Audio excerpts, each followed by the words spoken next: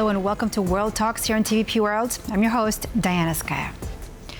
On Saturday, leaders of several European nations, as well as EU Commission President Ursula von der Leyen, issued a joint statement affirming their support for Ukraine's security amid the ongoing conflict with Russia.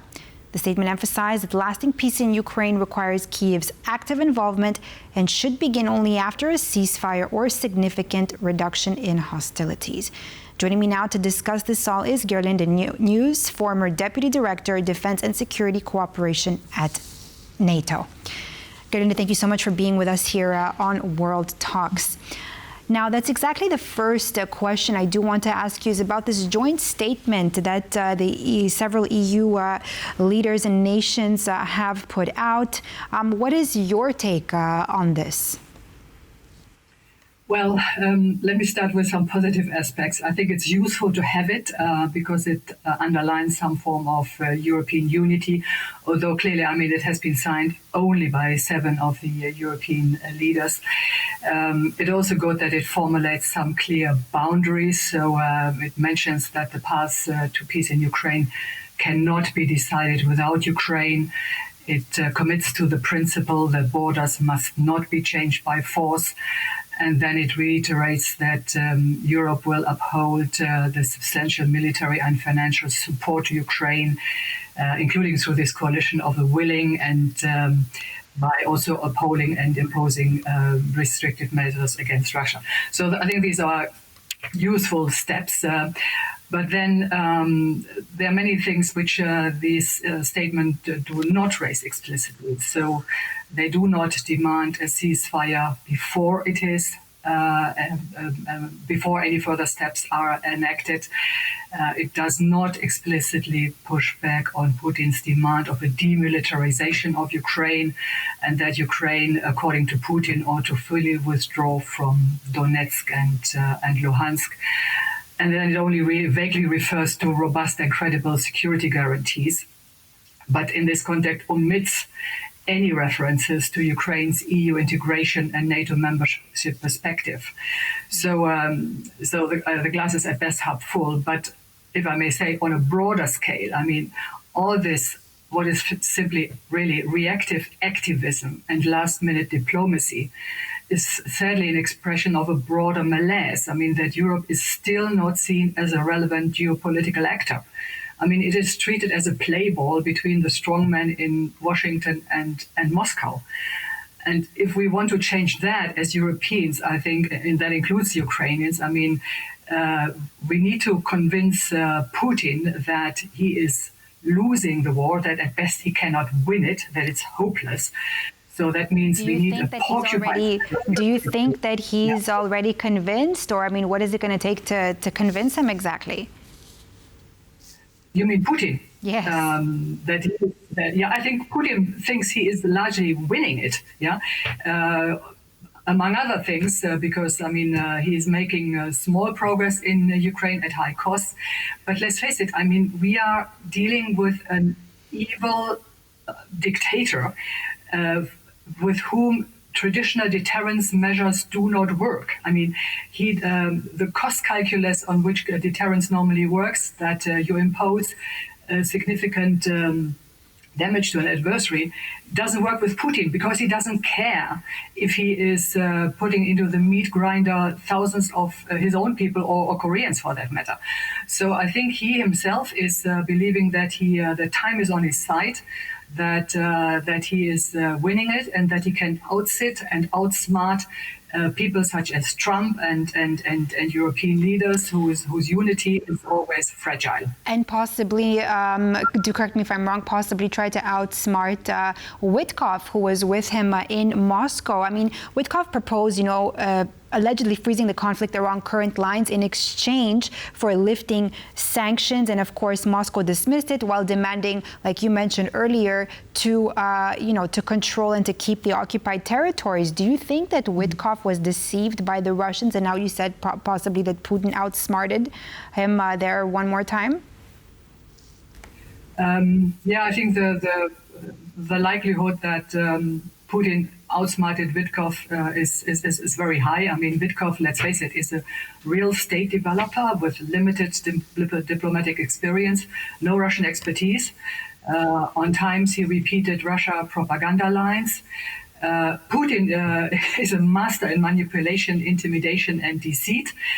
Typically, I mean, during this last meeting in August, Putin gave Witkov an award to be handed over to a CIA official whose son was actually fighting for the Russians. Yeah. And on top, Witkov, until very recently, went to this meeting without his own interpreters. So relying on those provided by Russia. I mean, this is so basic that you don't do this. So even there, I mean, he is putting himself in the hand of the Russians. But did the Trump administration not understand that, this kind of scenario would unfold, or that Witkov wasn't, experienced enough, like you said, diplomatically and in diplomacy to be able to handle such a meeting with Putin? And another question I have for you is, do you think that the episode and the scenario that unfolded is actually going to affect Trump's credibility before the upcoming talks in Alaska on the 15th of August?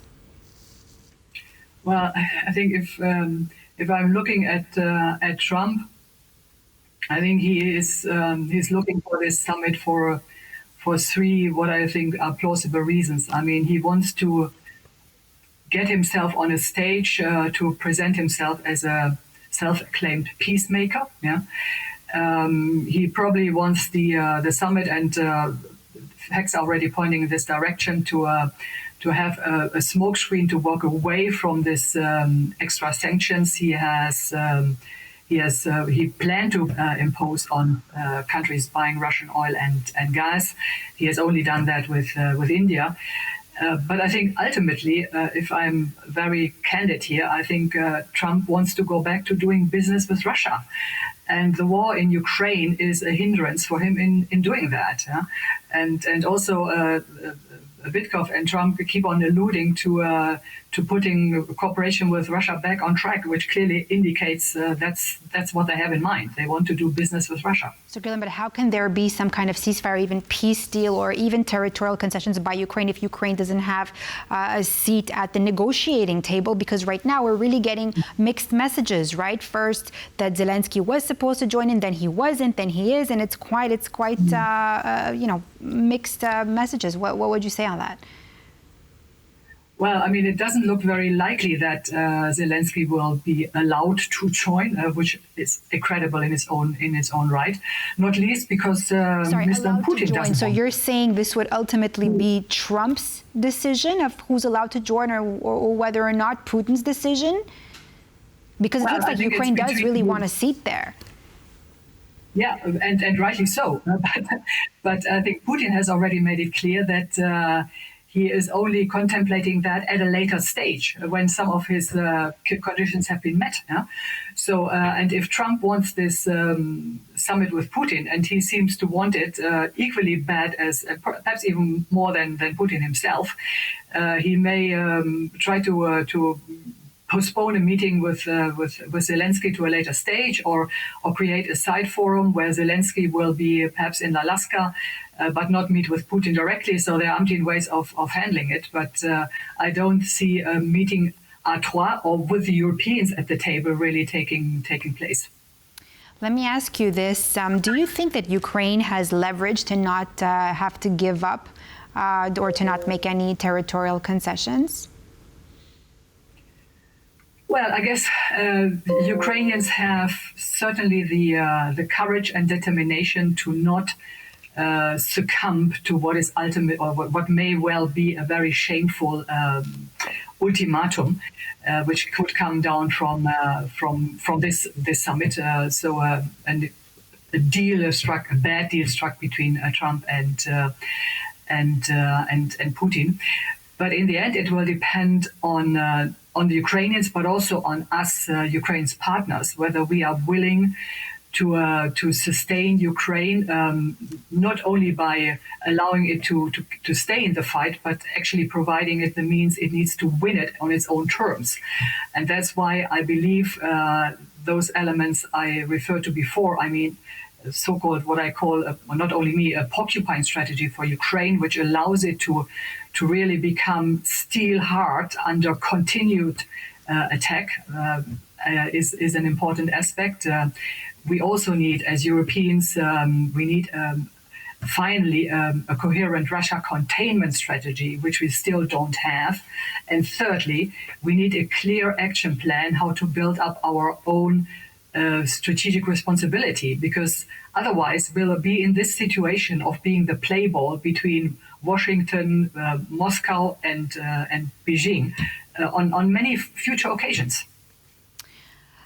Earlier, when I was speaking to a guest, there was one an interesting point that he made. He said that let's say the war freezes. Let's say there is a ceasefire, and let's say that Russia gets to keep these occupied territories. That Russia wouldn't stop there; it would actually continue further and further, wanting more of Ukraine, more and more and more. Do you share the same view? Yes, I mean, I believe that many in the West, probably including Trump, still do not understand Putin's extremism. Yeah? They believe that some form of deal on this agreement you refer to would kind of satisfy him. Yeah? In my mind, this is a fundamental understanding. His goals are and will remain much broader, and they will be enduring. Yeah? This is about ideology in his case, so it's not purely rational. Yeah. So in the case of Ukraine, it's about the destruction of Ukraine as a sovereign, independent state.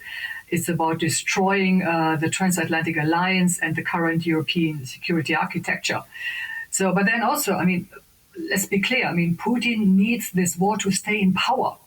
The war has turned into a structural foundation of Putinism. Yeah. So he is not interested in peace, and that's why we need to assume that the war will sadly continue. Yeah? And that's what we have to face up to, and that's why we need to, as I said before, I mean, we need to enable Ukraine to be as strong and capable to neutralize Russian operational success, no matter how long the war continues. Thank you so much, Gerlinde Niehus, former Deputy Director of Defense and Security Cooperation at NATO, and we will see what takes place after the 15th of August. Thank you so much for being with us. My pleasure. And that's all for this edition of World Talks here on TVP World. I'm Diana Skaya. Thanks for watching. Stay with us for more news and features.